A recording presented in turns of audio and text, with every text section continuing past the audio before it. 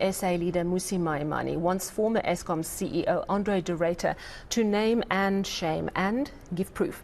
De Ruyter said in that explosive eNCA interview last week that senior politicians were aware of and involved in widespread corruption and criminal activity relating to the coal mafia at Eskom. Well, Mmusi Maimane joins us now.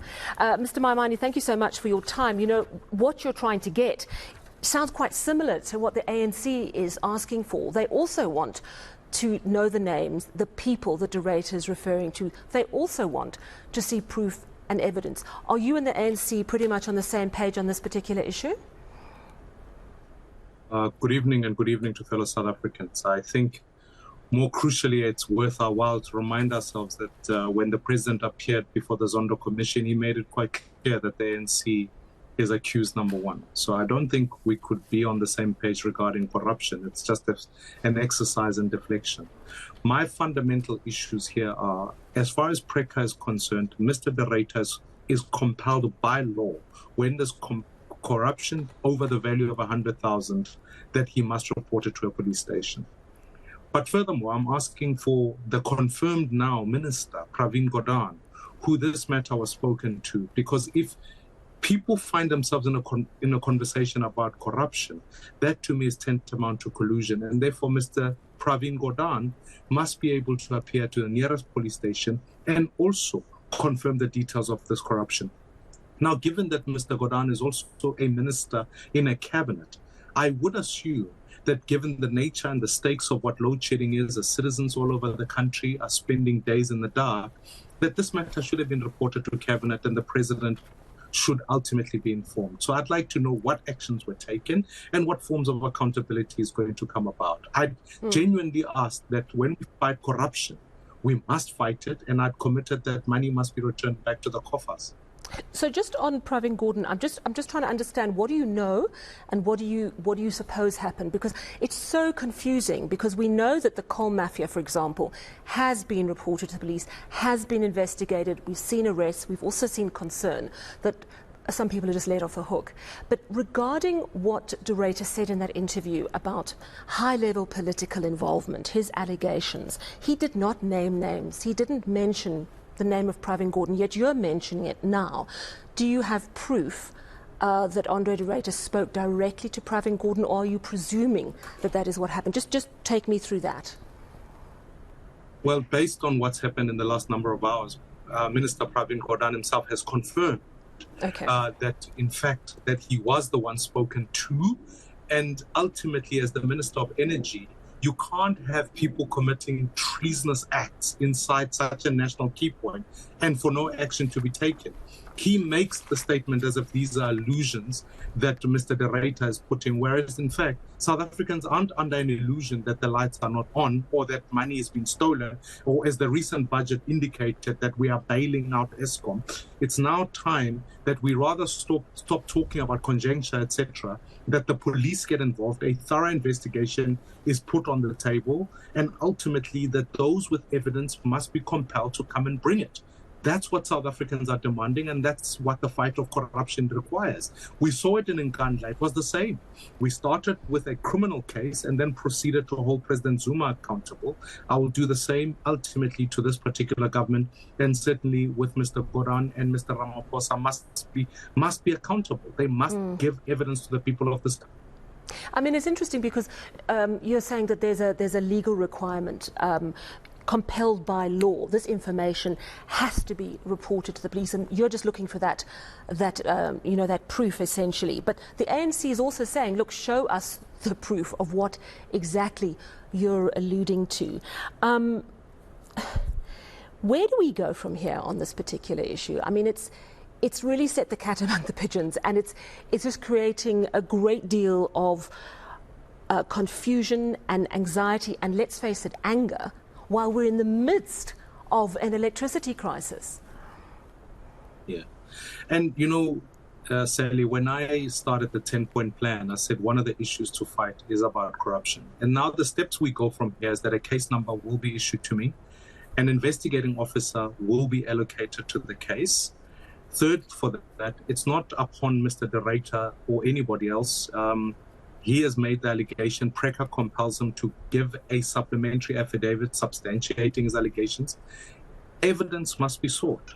And it's a question now of an actual investigation taking place. And then ultimately, if the president is true to his word that he ultimately wants to end corruption, an SIU proclamation can be issued. Because if he himself knew about this, his oath of office compels him not only to protect the Constitution, but all of its related laws, of which PRECA is but one. So he has to act, he has to be compelled. And what we as citizens ought to do now is, given that we'll have a case number, an investigating officer, is to actually put pressure on the police to investigate. We cannot be dependent on the political process. We know that if it was left up to the politicians, we've heard a lot about the sabotage and poisoning cases. That's not what we are interested in. We are interested in recovering the billions that have been stolen from Eskom and, in fact, keeping the lights on so our economy can move on. So it's us taking control rather than dependent on what the executive chooses to do or not to do. They must be compelled here. And if they fail, if the police don't do their job, it's up to us to use legal means available to us to compel an investigation. That's the steps I'm beginning from today. How do you view Andre de Ruyter, a whistleblower or failed CEO with a chip on his shoulder?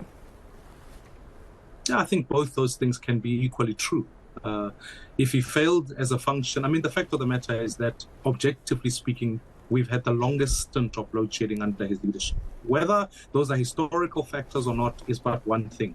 But the second issue here is that he's entitled to say what were his reasons. And if he cites corruption and maladministration occurring and led by senior members of government, then that equally remains true, and he must be given the adequate protection as a whistleblower. And I'm saying that evidence, if the next CEO of Eskom is aware of, the same action must take place, and he equally so, he or she must be compelled to lead evidence in arresting people. We can't keep hearing about these stories and no arrests being made. It either is an indicator of a failed state and a failed executive, or that in fact political collusion has meant that we are all under the oppression of this government that fails to, in fact, arrest criminals that are within its own ranks. So, and I'm not sure, this is quite a few weeks back, but I know that Build One SA was part of a large group, I think of 18 people, calling for an end to load shedding.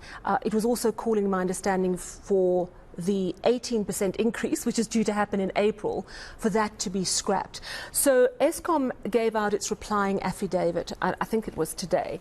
It is incredibly comprehensive. I've read through it, and it details a history of bad political decisions, bad management decisions at Eskom, which explains very clearly why you can't simply stop load shedding, as you are asking. I'm just going to give a few of the points that really stuck with me. The well-known one, which is that the politicians refused to greenlight new power stations in the late 1990s when they realized they were going to have a massive power crunch because of how quickly people were being put onto the grid.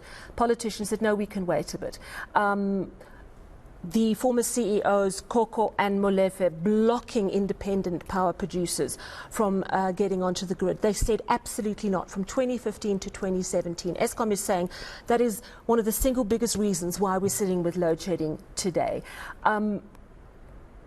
The directive from politicians to keep the lights on no matter what. You read through that, it is such a comprehensive breakdown of what has gone wrong. Yeah. And you read through the 5-point plan on what is being done to try and solve the problem. And indeed, some of those points are actually being enacted. I have to ask, are you going to drop that particular court case? Because it's obvious why. You can't simply stop load shedding. The court case that we are leading, and that will appear in court in the next couple of weeks, has multiple aspects to it. The one is about stopping load shedding. Part of our plan was to say load shedding isn't the only type of action you can take to alleviate the grid shortfall. You've got a 20,000 megawatt shortfall that you've got to compensate for. You can choose the path of load shedding, and all of those reasons that they cite remain appropriate. But the second, which I've already proposed, is to say if you were to augment energy in the period of 2 to 4 years of bringing about SMRs, which are small modular reactors that are nuclear-based, that can be environmentally sustainable, you can be able to, in the period of time, be able to sort out load shedding. And furthermore, if you introduce a sense upon which some of the technical skills that go back into Eskom can come in, you can deal with some of these issues. So they've chosen a path, and it's a path we've become used to and assume that all of these stages is the only response we can have. Actually, there can be other alternatives on the table. Lastly, and most crucially, is that when you understand the nature of where load shedding is at and where this government's action is, part of our response in the court case is that there's critical infrastructure that can be taken off the grid, or some of it can use augmented energy. For example, sewage plants. A resident of Johannesburg knows very clearly that when there's load shedding, it's almost followed on by water shedding because sewage plants don't work so well and reservoirs don't work so well. And I'm asking that alternative energy be provided for that, and we must compel the state to be able to do so. And on other aspects like hospitals, etc. So part of that response is to say if we were to do that, we would collapse the grid. Yeah. And I'm going, at which point do we stop going? Well, lives of people in hospitals are being lost. Kids can't go to school. So I get you, but on that point, which was really interesting, in fact, they're basically saying the hospital network is linked in, the electricity network is often linked into neighbouring areas.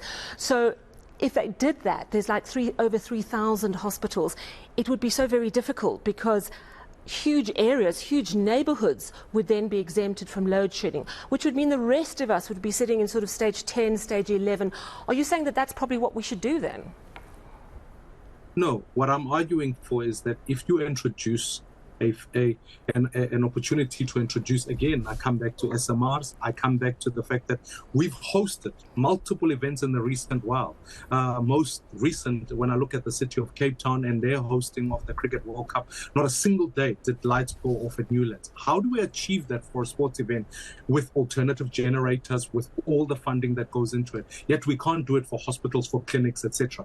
It's not just a question of saying we exempt the entire neighborhood around it. It's about creating augmented energy for those particular national key points. You cannot have a hospital like Baragwanath going without energy. It means that children in incubators are going to die. So this is not a choice. We've been asked to be given a false choice. It almost feels as though the threat to South Africa's heads is to say, well, if we don't do load shedding, we'll go into complete darkness. Now, that is not entirely true. I would make the argument here. What I'm proposing is that certain aspects can be given augmented energy, and if you intervene at source, you can be able to keep those areas with lights on while continuing with your maintenance program and other sectors. So we just simply believe, we cannot just simply believe a management that over the last period of time has given us the panacea of load shedding as the only alternative on the table. We have to put all arguments on the table, and that's why this court case remains absolutely vital. We wouldn't have this information that you are alluding to had we not taken the government to court, because they were quite comfortable at hiding behind the facts. Now we are compelling them there. We will challenge them in court and furthermore get further action on the table. I have to just for a point of clarity, and this may be my error, and if so, I apologize. You mentioned earlier that Pravin Gordhan said something earlier today admitting that De Ruyter had come to him around specific allegations of ministers involved in corruption. I don't see that anywhere, and I may be missing it. I wonder if you could detail exactly what was said, who he said it to, and how it played out. He was on another rival television station in a news interview where he has gone out to say, I was the minister at which all of this was being spoken about being in question. But as he says, he reduces it to allegations or allusions. And whereas I'm saying is that is not good enough, Minister. South Africans require accurate information, and he must be compelled under oath to state the point as he makes it, rather than just simply relying on being distant. No, thank you for explaining that, because I understand, that's why I haven't heard it, because I've been on air, but it's allegations, he says, and you're saying, sorry, no matter what you've got, you need to take it further. The reality is, rumours, allegations of corruption have been swirling around Eskom forever, but you believe, even despite so much that has come out of state capture, that he should have done something more. He should have gone to the police. Is that what you would have expected Pravin Gordhan to do? When state capture began, the same information was emerging. We kept hearing of rumors here, Gupta's there, etc., until we had a thorough investigation into getting the facts and figures. Now, we thought we'd finished state capture after the report, but in truth, we have not. So what I'm simply arguing and fighting for here is that actually we must treat it in exactly the same way, because coincidentally, as you and I have been speaking here, I've entered a stage of load shedding, and many South Africans have. So in all fairness, this is not just another form of money being stolen. It's economic opportunities, it's businesses shutting down. It is that urgent. Therefore, before we appoint another minister of electricity, whatever, we need to come back down to saying a thorough investigation into corruption must be looted. For if we keep investing bailouts, we are effectively investing into a big black hole. Thank you so much for chatting to us. Build One South Africa leader Mmusi Maimane there, explaining why he believes that not only Andre de Ruyter, but also Public Enterprises Minister Pravin Gordhan, who said this afternoon that he was the minister who Andre de Ruyter went to. He believes, Mmusi Maimane, that Pravin Gordhan also has a case to answer. Now, still to come.